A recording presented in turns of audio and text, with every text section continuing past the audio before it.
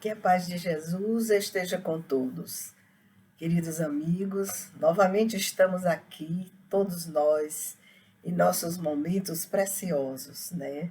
Cada um no seu momento, no seu lugar, para juntos estudarmos o capítulo 29 do livro Vida Plena, da nossa irmã Joana de Ângeles. É uma alegria muito grande, né, quando chega às quintas-feiras e nós temos essa oportunidade de fazer um mergulho no pensamento da nossa irmã Joana de Ângeles, que sempre é dirigido pelos ensinamentos de Jesus. E assim nós vamos caminhando um por um. E fomos deste livro, né, mais um livro estudado e lido, aqui no Grupo Espírita Casa de Guará, no canal do YouTube, e juntos nós vamos construindo uma nova leitura de vida para compreendermos o que viemos fazer aqui. Se em algum momento nós construímos o mapa de nossa alma para a nossa existência aqui na Terra. E a lição de hoje, na lição de hoje, que se chama Decisão de Plenitude, olha que a nossa irmã Joana de Ângeles gosta muito desse termo, plenitude. E eu sempre fico pensando, será que existem alguns momentos em nossa existência em que já alcançamos essa plenitude, né? Em alguns caminhos do nosso traçado aqui na Terra? Porque a nossa irmã Joana de Ângeles, ela vai caminhar neste capítulo, abrindo o texto, né, naquelas paginazinhas verdes ou azuladas que ela coloca antes de cada capítulo, dizendo o seguinte, vai falar sobre a jornada humana. A jornada humana é sempre a mesma para todas as criaturas, e ela começa da gestação até a morte do corpo biológico, ou seja, o momento em que nós vamos enfrentar, né, a nossa existência última de agora. Então, ela vai dizer que a jornada humana é sempre a mesma para todas as criaturas, diferenciando-se em face dos méritos possuídos em existências transatas. Então, isso é um alento a gente saber que em todas as nossas existências houve momentos em que nós recebemos a aprovação de Deus, né, por ações que nós desenvolvemos, por ações que nós mostramos, naqueles momentos cruciais em que saímos da escravidão do eu para estender as mãos para aqueles que precisam, né? Então, a gente pode, essa figura de estender as mãos, pode ser um momento de escutar alguém, de chorar junto com a pessoa, de dar um abraço reconfortado, de dizer uma situação que nós passamos semelhante a delas e mostrar como foi que nós conseguimos atravessar aquelas dificuldades da vida, em dar uma orientação amiga, né, não em forma daquele conselho que a gente, muitas vezes com o conselho, a gente se coloca no lugar de uma sabedoria que muitas vezes nós não temos ainda. Então, a gente dá uma orientação e diz para a pessoa, né, experimente isso, quem sabe dê certo, talvez por esse caminho, ou você silenciando, ou chamando para conversar determinados assuntos, né, vá com calma, preste atenção. Todos nós temos uma riqueza no coração, né, aquilo que a Joana disse que são méritos, né, que nós temos de vidas, em todas as vidas passadas e nessa também. Então, a Joana, ela vai, com Jesus, dizer duas coisas importantes que vão nortear o nosso estudo de hoje, que se chama decisão de plenitude. Olha a decisão de plenitude, Jesus já nos mostrou o caminho. Ele diz assim, no mundo somente tereis aflições. Quando a gente ouve essa expressão dita por Jesus, qual é o significado? Então, não há momentos de felicidade, de regozijo, de júbilo por algo que nós conseguimos vencer, né? Seja no estudo, voltei a estudar, seja num gesto amigo, voltei a ser acolhedor com aquela pessoa. Aí Joana mostra o contraponto de Jesus. Mas lembrai-vos de mim, eu venci o mundo. Então Jesus diz que diante das aflições do mundo, a gente precisa se lembrar dele, porque ele venceu o mundo. Olha que fantástico, não é? Essa lembrança, essa fala de Jesus e essa lembrança de Joana de colocar nesse texto chamado Decisão de Plenitude. É um texto tão lindo, eu tenho explicado para vocês, que Joana de Ângeles escreve para a nossa existência aqui na Terra. Como é que a gente deve se portar diante dos momentos de perversidade que nós vivemos, dos outros para conosco, nossos para com os outros, porque existem, né, esses dois percursos, né, que vem de fora para mim, mas também que vem de mim para o outro ou para os outros. Então a Joana diz que todas as vezes que sai de mim para os outros, esses momentos de violência, esses momentos perversos, é porque eu estou ainda presa, nós estamos ainda presos a uma escravidão. Que escravidão é essa que nós estamos presos? A Joana, no texto, vai delineando o trabalho dela, dizendo o seguinte, nos mostrando que nós vivemos uma jornada terrestre. E essa jornada terrestre, ela é curta para os padrões do planeta Terra, muito curta. Em outros planetas, ela é bem mais estendida, né? 200 anos, 300 anos, até porque a constituição do corpo biológico, a estrutura dele, né, com seus inúmeros sistemas, se diferencia do nosso, porque já estão esses corpos biológicos avançados, evoluídos, desenvolvidos para suportar essa quantidade de tempo do espírito morando no corpo biológico. Não é o caso do planeta Terra, né? No planeta Terra, vocês sabem, a vida ela é cheia de vicissitudes e tem um tamanho relativamente curto, e nesse tamanho, né, delimitado, essa quantidade de tempo que nós temos aí, a gente ainda precisa dividir o tempo da infância, que é longo, né, o tempo da adolescência, o tempo da juventude, para depois entrarmos no tempo da madureza. Olha como nós temos no desenvolvimento humano essas fases bem definidas, né, sem contar um tempo de gestação longo, né? No tempo passado falava-se em 9 meses, hoje em semanas, né? 40 semanas, em maturação do feto, a partir da 25 semanas, 28 semanas, até 30, o feto vai amadurecendo, se preparando para o nascimento lá por volta das 36, 38, 40 semanas. Então a gente tem esse panorama na Terra, que é diferente de outros planetas, né? Em outros planetas mais avançados, até do sistema solar, nós temos um tempo de gestação menor, um tempo de infância muito menor, porque como nós estamos trabalhando, morando, realizando as nossas aspirações, os nossos esforços para vencermos a nós mesmos, nós temos esse tempo curto, porque todos nós, todas as pessoas do planeta Terra, encarnadas ou desencarnadas, nós temos um vínculo de humanidade que nos une de tal modo que nesse vai e vem, em que hoje eu sou mãe, sou avó, amanhã serei filha, serei sobrinha, serei neta daqueles que foram meus pais ou meus filhos ou não, a depender do planejamento reencarnatório que nós vamos delinear. Então, esse planejamento reencarnatório, ele tem uma finalidade exclusiva, que é o do aprimoramento moral do grupo espiritual.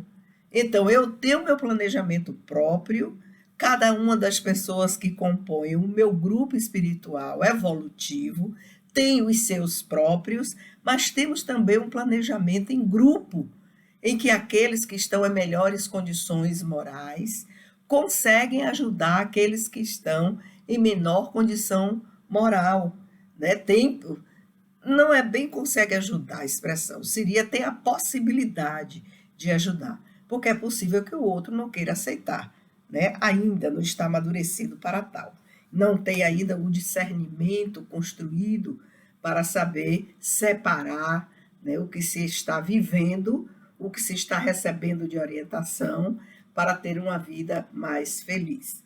Pois bem, então a Joana, ela vai dizer o seguinte, que essa jornada terrestre, ela foi traçada por nós, ela foi idealizada por nós, mas nós não estávamos sozinhos, porque nós não temos ainda a capacidade de pensar em todas as situações, em todos os percalços da vida, em todos os ataques, né, que nós promovemos ou que recebemos, em todas as circunstâncias. Em linhas gerais, nós somos conduzidos desde a formação do corpo biológico, né, porque há desejos interessantes, né, de pessoas que querem corpos lindos, serem espíritos moradores em corpos maravilhosos.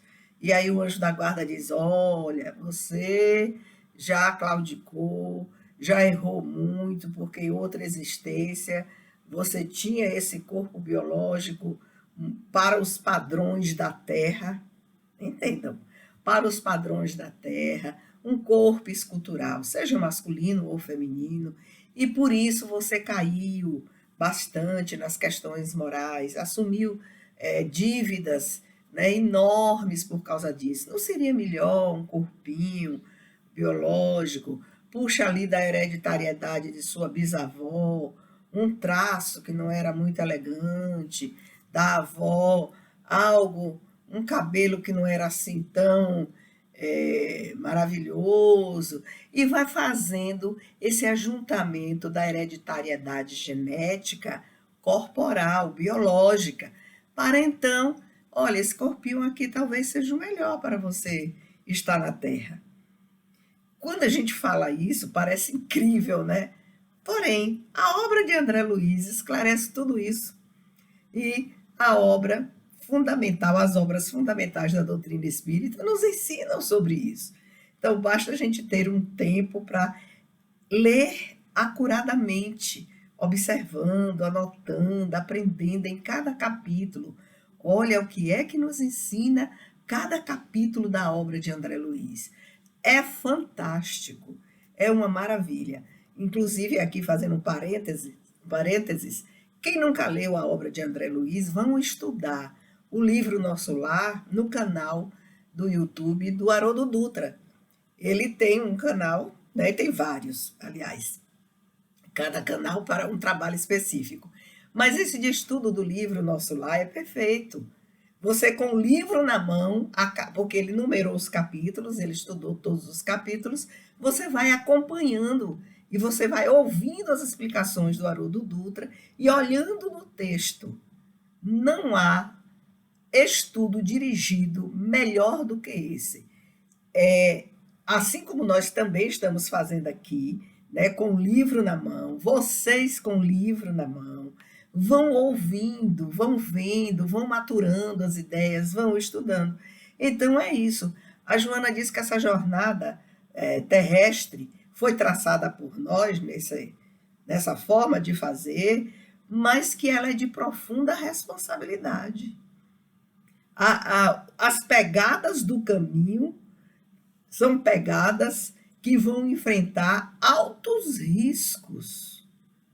Altos riscos. Todos nós encarnados aqui na Terra. Mas ela vai dizer que esses altos riscos, eles são necessários para o nosso progresso aqui na Terra, enquanto espírito imortal que somos. Eles representam uma necessidade. Então, essa coisa da gente dizer, eu não sou feliz, eu não tenho na minha lembrança nenhum momento de alegria, é que essa felicidade e essa alegria a gente está colocando no patamar do homem no mundo. E a Joana vai fazer uma diferença crucial nesse livro. Não confunde, para que a gente não confunda a vitória no mundo porque o que a gente chama de felicidade e alegria é alegria no mundo, quer dizer, na existência, para a gente não confundir com as experiências do mundo. As experiências do mundo, ela vai nos ensinar que são aquisições de valores espirituais diante dos desejos da vitória no mundo. O que seria vitória no mundo? A vitória de acertar nos negócios, a vitória de ter destaque, né? A vitória de ter aquele corpo belo que eu não tenho, mas a medicina estética hoje já pode me dar se eu tenho dinheiro, porque se não tiver, eu não terei. A vitória no mundo dos banquetes, né, que eu possa estar lá exibindo as roupas, as joias, os ternos caros, né, os cortes de cabelo mais modernos e de acordo, né, com o que é considerado uma pessoa elegante. Então, a vitória no mundo, a Joana vai nos chamar a atenção, que são essas vitórias nos relacionamentos pessoais. Quer dizer, eu tenho muitos relacionamentos pessoais, eu, por habilidade, como ela nos chama a atenção, consigo fazer acordos, né, que são bons para os dois lados, e aí eu vou tendo vitória nos negócios, e sou destaque nos banquetes, né, da vida, porque eu represento uma oportunidade de crescimento material. Então ela diz, não confunda a vitória no mundo com as experiências do mundo. Aí nós vamos ter duas preposições, né? Do e no. Se é vitória no mundo, é você diante das experiências e comportamentos na existência. Se são as experiências do mundo, é aquilo lá que você enfrentou, né? Por exemplo, uma proposta, né? Se você aprovar meu filho para estar no seu banco, né?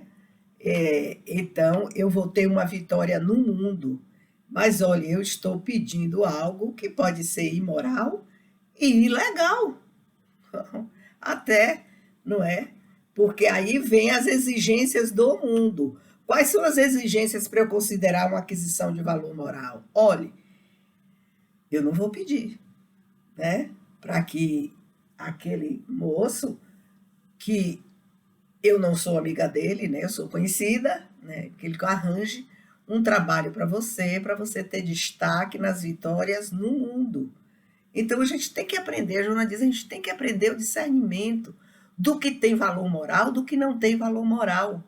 Ela diz, a gente precisa muito, porque o comportamento na Terra, ele vai delinear a eficácia da nossa vitória, da nossa decisão de vitória nas exigências do mundo, e não a vitória no mundo. Vocês entenderam a diferença, né?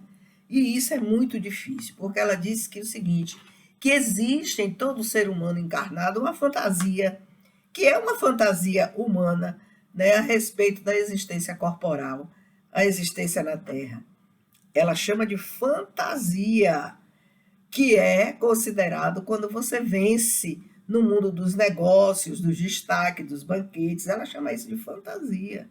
Então, a vitória no mundo é uma fantasia. É fantasia sob o ponto de vista de você conseguir ilicitamente. Ilicitamente. Ela não está dizendo aqui que a riqueza, né, é adquirida com trabalho honesto, ela não está dizendo aqui que a beleza, porque você se cuida. Ela não está fazendo referência a nada disso, né? Aí ela diz que bem pouco a gente vai pensar na vitória que nós conseguimos com nossas más inclinações. Todo o trabalho desse século XXI é um trabalho de um retorno para si, de um retorno para o self, de pensar em você como espírito imortal. E não é à toa que nós provamos com todas as angústias e processos neuróticos que mergulhamos, agora com essa mortalidade, né, tremenda, do ano 2020 e 2021 por conta da pandemia. Não é à toa. Muitas pessoas acordaram, né, para a existência na Terra como um instante. Né? Ainda hoje eu conversava com amigos, falando quantos no Grupo Espírita Casa de Guará retornaram ao mundo espiritual. Retornaram pela Covid, a maioria, né, pelo surto, aí, e outros por mortes outras, e que foram assim, de uma forma que a gente não esperava, né? Uma queda no banheiro, né? Então, é incrível que a gente consiga estar no mundo sem pensar na durabilidade do corpo biológico. E quando a gente pensa nisso, para quem consegue chegar aos 60 anos, aos 70 anos, e que vai provando o enfraquecimento da energia no corpo biológico, né, e que a gente às vezes olha pessoas que já estão na casa dos 70, mas pensam com a cabeça de 20, né? A cabeça de 20 está na juventude, né? Ainda com sonhos de realizações para frente, materiais, realizações materiais. Olha, a gente pode pensar em muitos sonhos, inclusive de você cursar uma universidade, de você estudar, de você fazer parte de um trabalho filantrópico. Isso são exigências do mundo, porque você vai adquirir com essas situações valores espirituais, que vai lhe ajudar a amadurecer, a discernir, que vai lhe ajudar a estar no mundo sem ser do mundo. Essa expressão é uma expressão, né, que muita gente repete, mas não pensa, talvez, nas consequências. Porque a Joana também diz que nós não podemos fugir ao estar no mundo. Estar no mundo é cumprir com os deveres humanos, é assumir as responsabilidades que nós já assumimos por antecedência antes da reencarnação. Então, assunção de responsabilidade, cumprimento de dever, e que nós devemos fazer isso com alegria, com leveza. Mas há uma gama grande de pessoas que vai envelhecendo e vão se tornando intolerantes. Elas têm assim, digamos, eu queria usar outro termo, mas eu quero usar algo mais leve, uma sensibilidade à flor da pele. Tudo que se fala, o que se diz, o que ouve, elas tomam para si, como se o outro estivesse colocando ela numa berlinda. E imediatamente a pessoa reage com mecanismos de defesa. Minha gente, defesa de quê? Você veja o tamanho da escravidão, como nos ensina Joana, que essas pessoas estão em relação aos seus conteúdos psíquicos. Né? A escravidão em relação a que lugar elas se colocam. Para qual lugar elas estão indo que se sentem magoadas por tudo? Se magoam por tudo. Né? Qualquer palavra, qualquer gesto é como se fosse uma pedrada para si. Veja bem, como algumas pessoas sofrem, né, na mortalidade delas, tão próxima do túmulo e tão longe do coração.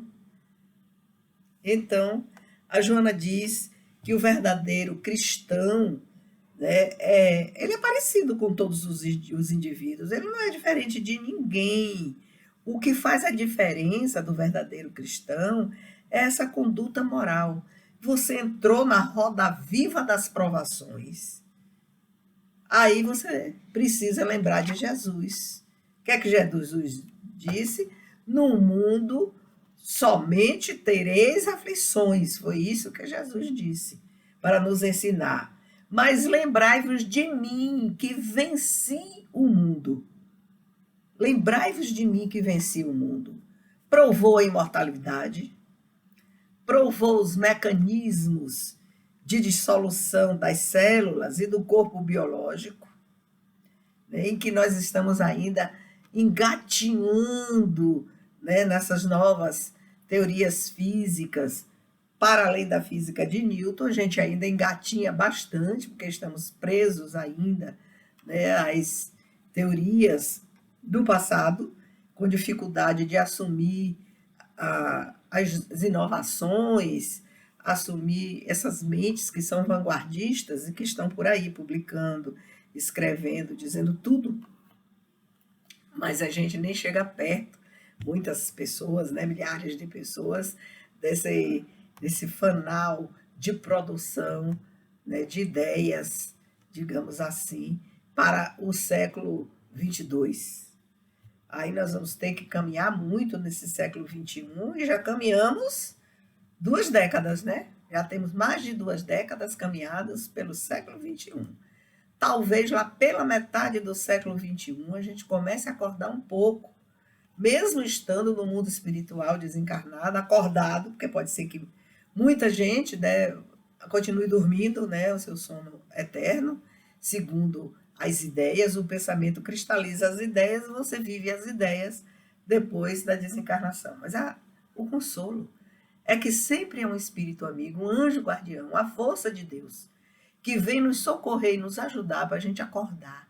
Acorde, pense, veja, e a gente vai saindo, né, dessa vida de inanição de ideias, de pensamentos, né, com medo de ver o novo, com receio de ter que mudar a sua trajetória, né, para abraçar algo novo. Então a Joana diz o seguinte, que não tem jeito, ou a gente aprende a desenvolver o discernimento para a gente avançar por caminhos novos, né, esses caminhos que não vão estar indenes, né, eles vão ter ataques de todo jeito. E esses ataques, ela chama a atenção da gente. Os ataques têm um objetivo de deter o avanço do nosso projeto evolutivo. É para deter mesmo, é para você desistir, é para você chorar, é para você ficar em cima de uma cama, entrar nos processos depressivos, neuróticos, deprimidos, tristes. É para isso. Olha, a gente precisa desenvolver em nós a força de enfrentar tudo isso. E dizer, vem cá, essa situação está me levando para isso? Se está me levando, eu sou condizente com ela em quê? Né? Por que eu acolho essa situação? Por que eu acolho essas palavras? Isso não veio de mim, isso veio do outro. E se veio do outro, por que eu vou achar que eu sou assim? Não, eu não sou. Isso pertence a você, que está dizendo que eu sou. Isso lhe pertence, não me pertence. Então, ela vai nos ensinar. Ela diz que é um embaraço enorme que nós temos que enfrentar e enfrentamos todos os dias para deter o nosso avanço de crescimento espiritual. São ataques morais de todo jeito. Calúnia, difamação. Calúnia e difamação é a diferença aqui. A calúnia é você diz um crime que a pessoa cometeu e tem que estar tipificado lá no Código Penal, né? E a difamação, você termina ferindo os princípios éticos da pessoa. Tem que ir resumidamente, né? Então você tem aqueles princípios éticos, alguém vai falar isso, você é um irresponsável. Isso não é crime, né? Quando alguém vira para a gente e diz isso. Porque não fez isso, não fez isso, não fez isso. Feriu um princípio ético. E aí eu me magoo, né? Aí eu me entristeço, aí eu fico com raiva, porque tudo a base é a raiva. Eu me enraiveço, depois eu me magoo, eu me entristeço, eu fico ressentido, e muitas vezes a gente guarda, né, essa porção de veneno para, no momento oportuno, jogar o saco de veneno em cima do outro. E então a Joana diz que isso é um horror, que enquanto a gente guarda o veneno, a gente vai adoecendo o corpo biológico, porque estamos usando o pensamento para fazer um composto venenoso, que a primeira vítima sou eu mesma. Então eu começo a sentir dores, a adoecer, aos diversos sistemas que compõem o corpo biológico. Então a Joana diz o seguinte, que esses ataques, né, para deter o avanço dos resolutos, quanto mais a pessoa diz, não adianta. Você pode dizer o que você quiser, né, mas você não vai me tirar do sério. Tem gente que diz assim: eu não vou descer do salto por sua causa, né? Você não vai me tirar do sério, porque eu sou decidida, né? Eu estou decidido a fazer isso. Ela diz que há decisões de triunfo, né? Quando você se decide, por exemplo, a fazer alguma coisa. Eu lembrei aqui de um caso, muitos anos, quando eu ainda coordenava a parte do vestibular da UESC, né, e ficava ali na FEI, porque tinham vários coordenadores, e que eu estava chegando e chegou uma moça, né, toda esbaforida, e por favor, professora, por favor, deixa eu entrar, deixa eu entrar. Aí eu falei, não, mas você ainda tem 20 minutos para entrar. Não, mas eu preciso, eu preciso. Aí ela saiu correndo e entrou lá no primeiro andar, numa sala para fazer a prova, né? Entrou, subiu, passou. Quando eu estava fazendo a inspeção das salas, eu vi a sala que ela estava. Terminou o tempo de entrega das provas, ela não saiu da sala. Todo mundo saiu, se esvaziou o pavilhão e ela continuou lá. E eu fui perguntar: minha filha, você não vai descer? Ela disse: olhe, eu vim fazer a prova do vestibular escondida de meu marido, que ele me disse, me prometeu uma surra e disse que estudar eu não iria, que ele se casou comigo para eu cuidar dos filhos, cuidar da casa, que eu não ia fazer universidade. Meu sonho era fazer medicina veterinária. Foi, acho que no primeiro ano que o curso de medicina veterinária fez o vestibular. E aí ela disse: a senhora me ajuda amanhã? Eu falei: meu Deus, como é que eu vou ajudar amanhã? Se eu vou ter amanhã que chegar bem mais cedo. Então, seria o segundo dia do vestibular.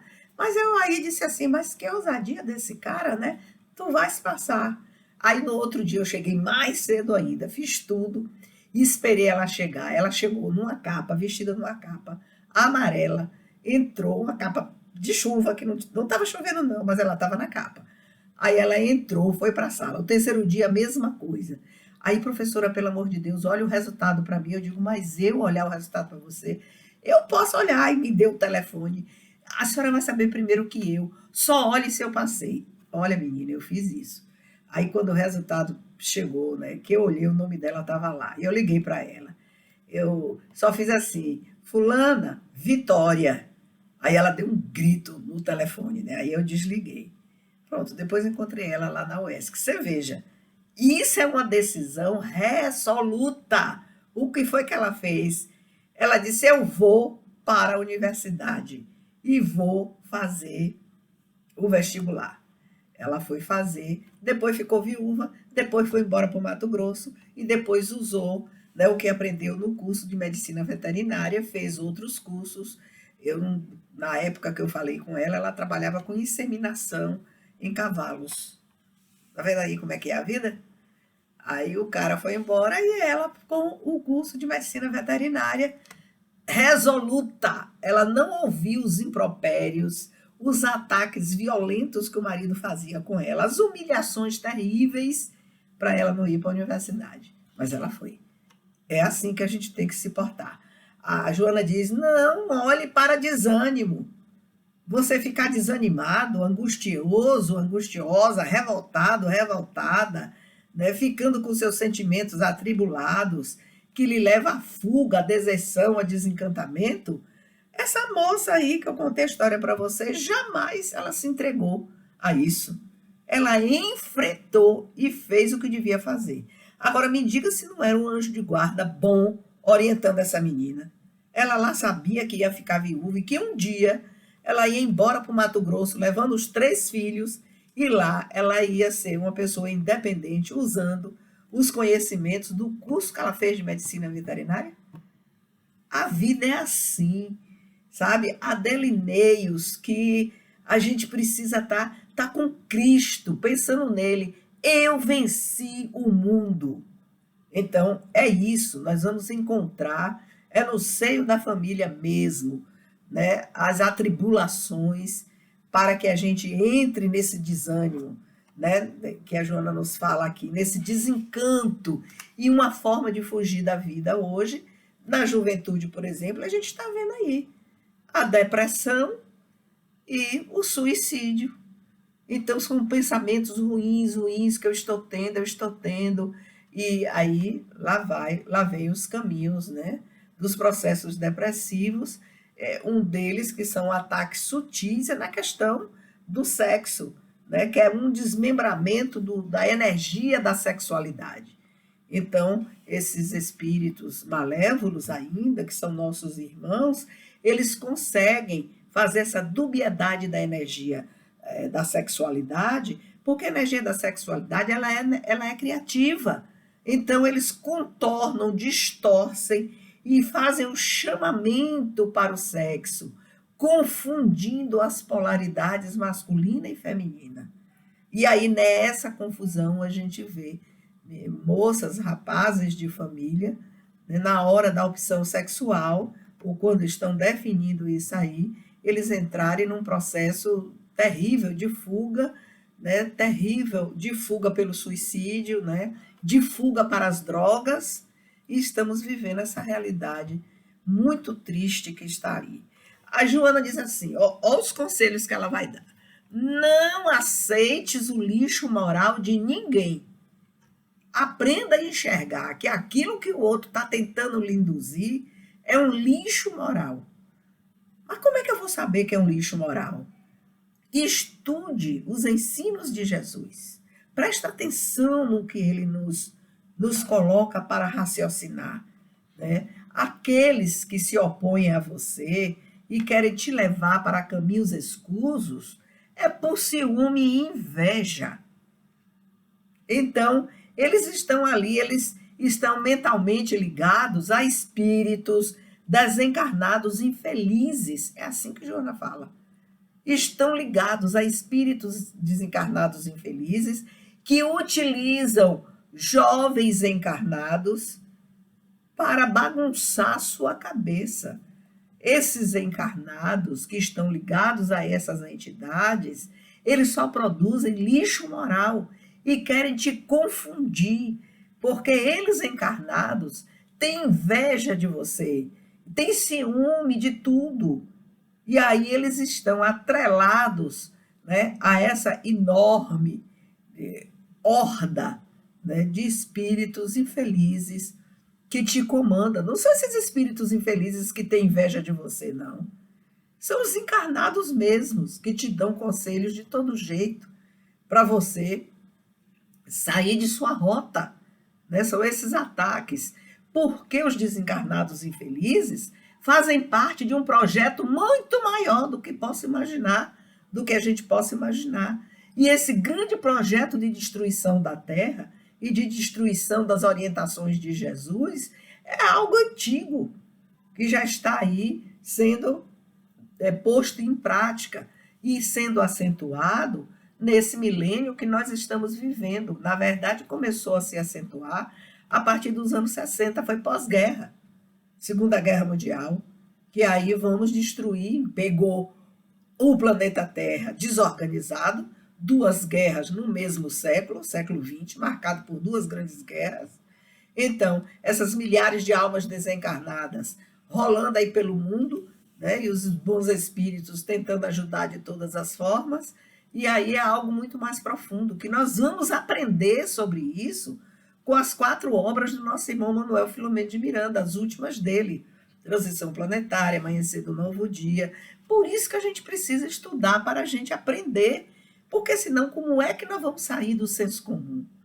Como é que a gente vai sair dessa vida vulgar, sem entendimento das coisas que estão acontecendo aí? Porque quando não ocorre em nossa família, nós estamos de boa, de muito boa, né? Vivendo, né? A dolce vita. Mas quando vem para cima de nós, ocorre em nossa família e vem o desespero.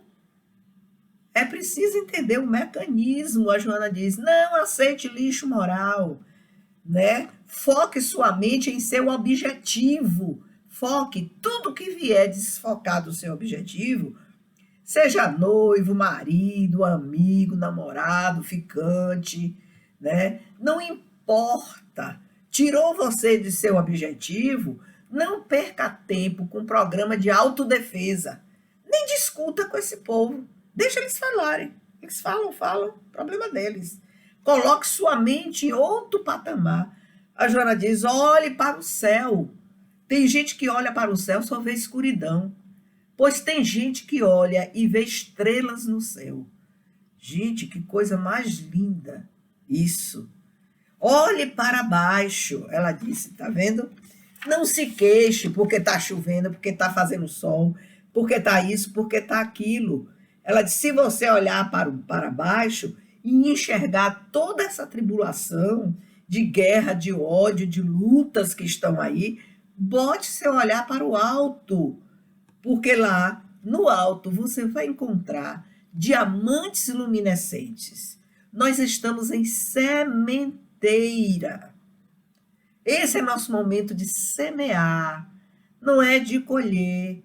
Ela diz que o panorama terrestre é cheio de imaginação, né? Cheio de imagens ricas, belas. A gente idealiza de sonhos mágicos de felicidade na existência na Terra. Tem felicidade, sim, os momentos de alegria e de felicidade. Mas os de atribulação e luta é para a gente estar resoluto e lembrar que nós estamos em sementeira. A gente pode plantar um jardim de flores perfumadas, pode plantar um pomar para dar frutos para saciar a fome de nossos irmãos, pode plantar um sarçal, sabe que são sarças, né? Aqueles matos que pegam fogo com rapidez, né? E fazer aquele que a gente chama de fogo de palha, né? A pessoa é um fogo de palha, ela fala mal de todo mundo e na frente é um anjo de candura. A gente pode plantar até nas regiões amaldiçoadas, estando no corpo biológico, tá vendo? A gente pode plantar pelo abandono, abandona tudo e a todos. A Joana vai terminar dizendo assim: jamais te permitas a falta de ânimo e a falta de coragem. Jamais te permitas a desesperança. Jamais te permitas a desilusão. Não te permitas isso. Ela vai usar um terminho que é descoroçoamento, né? Porque a Joana usa um vocabulário rico para a gente aprender. Fulano está descoroçoado. Olha, se disser isso, ninguém vai entender. Ensine. Você usa e ensine. Ela diz o seguinte: a cada queda, avance 2 passos. Você reconheceu, poxa, errei aqui.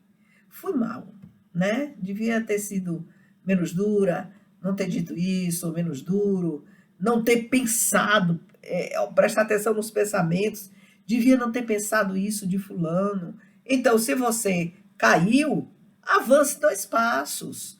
A cada conquista de você mesmo, dos seus grilhões, agradece a Deus. Olha, ser agradecido por tudo, pela chuva, pelo sol, pelas borboletas, pela natureza, pelos pássaros, pela noite, estrelada ou não. Seja agradecido por tudo, pela existência do dia de hoje, da noite de hoje, por tudo que a gente viveu, por tudo que a gente passou. Que a Joana vai dizer assim: age desse modo e você vencerá e serás livre no amor.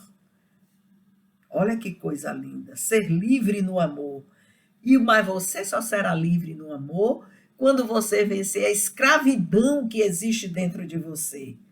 Aí, no momento em que a gente consegue exercer a escravidão, que se chama orgulho, aí então a gente vai conseguir amar sem restrições. Então, ela diz o seguinte, que a gente precisa caminhar pensando que não há um fim para a nossa jornada terrestre. O que existe para a nossa jornada, a nossa caminhada evolutiva, é o infinito. Pense aí no infinito, além do nosso sistema solar, nessa caminhada para Deus, que a gente consegue todos os dias vencer um pouquinho de cada escravidão dentro de nós. Então, que a paz de Jesus fique com todos e vamos para mais a próxima lição, que será a 30ª e última do nosso livro Vidas Plenas. Um outro livro virá por aí. Fiquem com Deus.